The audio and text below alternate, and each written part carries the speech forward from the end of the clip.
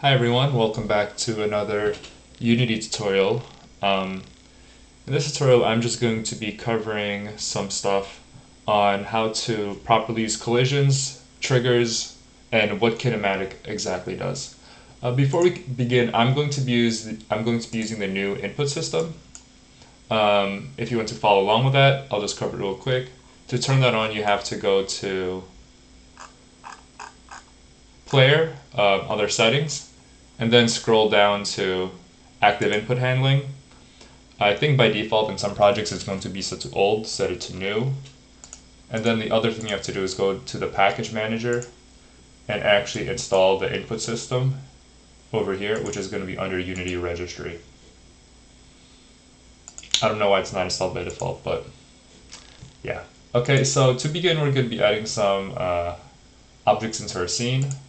I'm going to add a cube, set it to -200, and I'm going to be adding a sphere.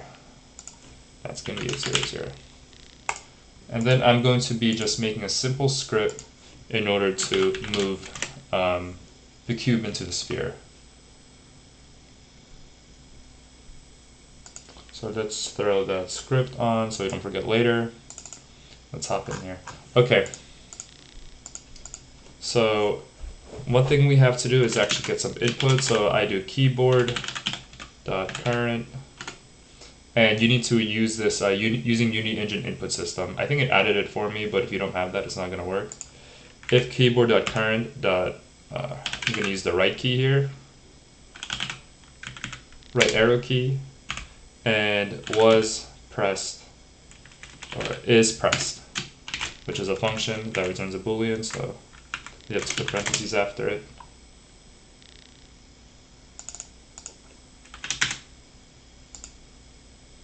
Or not. Actually, don't put parentheses after it. Okay.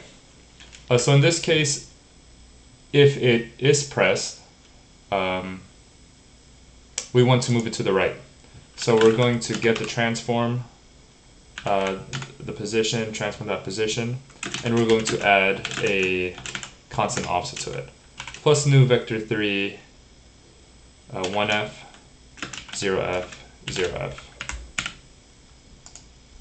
And this is going to move it to the right. Oh, we also want to multiply this by delta time, so it doesn't shoot off 1 unit every frame. Now in this case, this is known as a kinematic way of controlling it. I'm just going to say kinematic way, because we're not using the Unity rigid body system here. We're manually controlling its position by code. We're not adding a force or an impulse or anything like that. So this is the kinematic way of doing it. If you're doing it the kinematic way, you don't have access to collisions or forces. You only have access to triggers. So we have to use public void on trigger enter. And we're going to debug.log transform.gameObject.name has triggered, and then we can get other.gameObject.name, which is what it's actually going to be hitting. So I'll show you how exactly to set this up.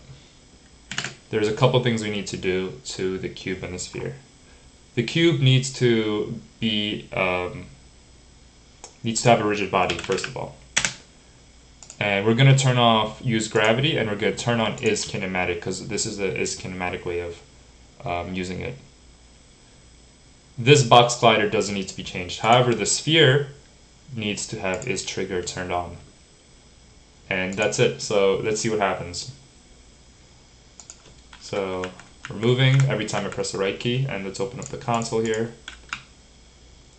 Cube has triggered sphere. And you saw it pass through it because it's a trigger. It's not a collider. So that's one way of doing it. Because we're not using the rigid body system, there's no we can't really get any sort of feedback here, because in order to get that realistic physics feedback, you need to have rigid bodies, and you can't be doing it the kinematic way. So how do we do it the actual physical way? I'll show you how. So I'm just going to comment this out, and I'm going to copy this line again.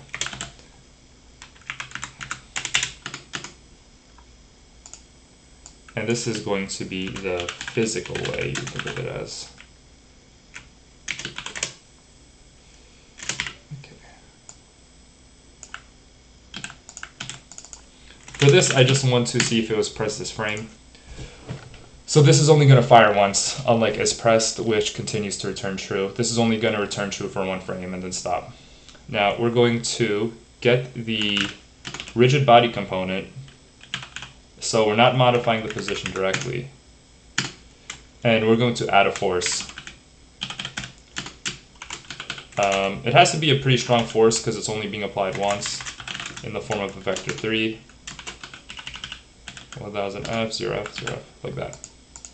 And now, because we're using the rigid body system, we can actually use collisions, which is nice.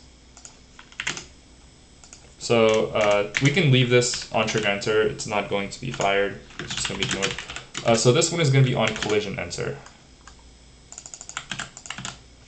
And I'm going to change it just so it's clear, has collided with, and then use collision.gameObject.name. Okay, let's just review everything real quick. Looks good. And don't forget to save. Almost forgot there. And we need to, now we also need to modify a couple of things on in our scene.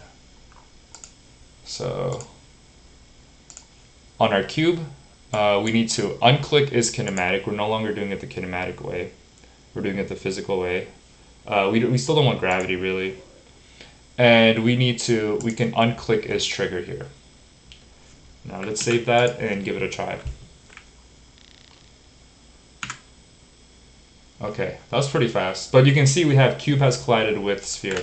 Let's lower the force just a bit.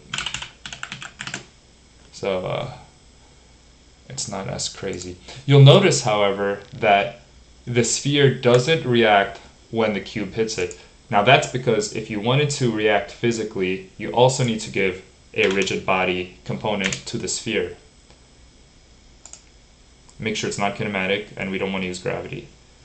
Because it's going to be using these mass variables, and if it doesn't have a mass variable, Unity has no way of calculating how it's going to react. So let's take a look here. And now you can see it's properly moving. One cool tip, if you want to have it do something fun, like bounce, you can create a physics material. I'll call it bounce. You set bounciness to 1, and you can set that physics material over in the collider. Boom, boom. And now you'll see the behavior is going to be a little different here. Yep. So it's no longer moving with it, but stopping in place. That's pretty much everything. There is some weird stuff, like technically you can make the sphere is kinematic, and the cube will still interact with it, which is because the cube is being controlled physically, but the sphere can be left kinematic, and you're still going to get a collision here. So there is some weirdness to it, but long story short, if you're going to be using the rigid body, leave it as a make sure kinematic is turned off. If you're going to be controlling the position directly like this, is kinematic is going to be on, and you're going to be using is trigger. Otherwise, with this method, you're going to be using on collision enter. And that's pretty much it. Hope you found this helpful, and I'll see you next time.